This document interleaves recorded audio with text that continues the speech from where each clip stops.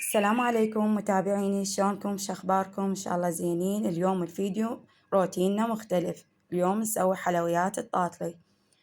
المكونات عندنا قلاصين ونص طحين، نضيف نص قلاص نشا، 3 خواشيق شكر، 3 قلاصات مي، و3 خواشيق كبار زيت، يعني نفس خاشوقة اللي قسنا بيها الشكر نقيس بيها الزيت.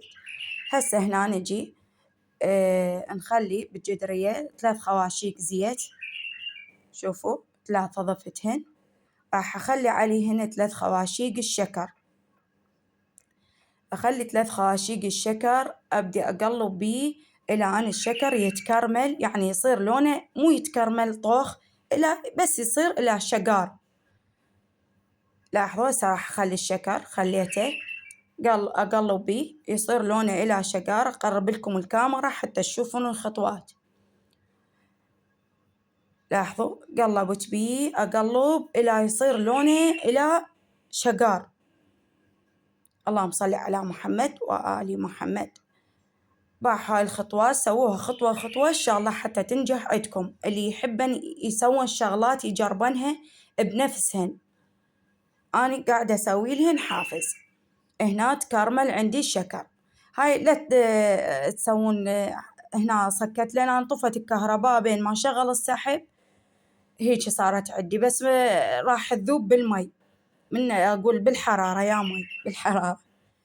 راح أخلي عليها 3 قلاصات المي، شوفوها. هسه أضيف عليها القلاصين ونص الطحين ونص كوب نص قلاص نشا، هذين يعني خلطتهن على البارد. هسه أجي أضيفهن هنا، أقلب بيهن إلى أن المواد كلها تتلابس، الطحين يختفي.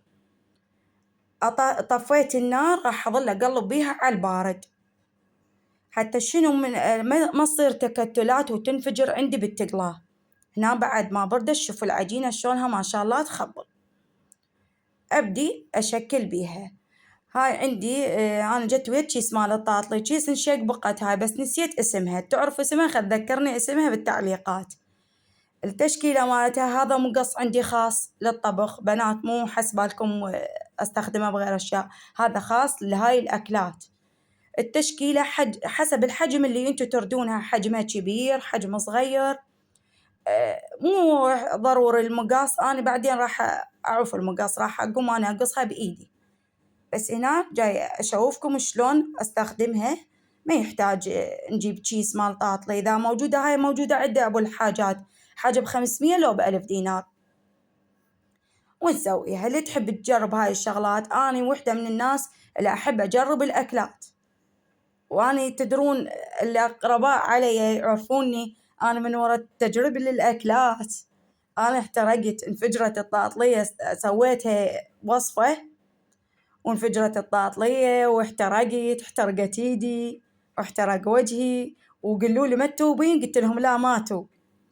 باعوا هاي الكمية اللي صارت عندنا. هسه بديت ما بعد الزيت حمى، زيت هواي بالطاوة يحمى، نوسط النار على النص ونبدأ نقلي، ومن نقلي نحرك بيها على كيفنا حتى شنو الطاطلية كلها تصير يعني الزيت على كلهن، مو على جهة وجهة. واللون مالتها انتو اللي تحبونه، لونها غامق او على شقار. شوفوا شلون احرك بيها حتى شنو كلها يصير يتدخل الزيت بنصها. هاي ما بعد استوت أشيل من عندها، أشيل هاي الوجبة الأولى وأبدي أخلي الوجبة الثانية. شوفوها ما شاء الله، صلاة على محمد وآل محمد. سهمكم العافية إن شاء الله إذا جربتوها واتبعتوا الخطوات مالتها. والقطر أنا مسويته، بس راح أرجع أكتبه لكم. سهمكم العافية، جربوها وطونا.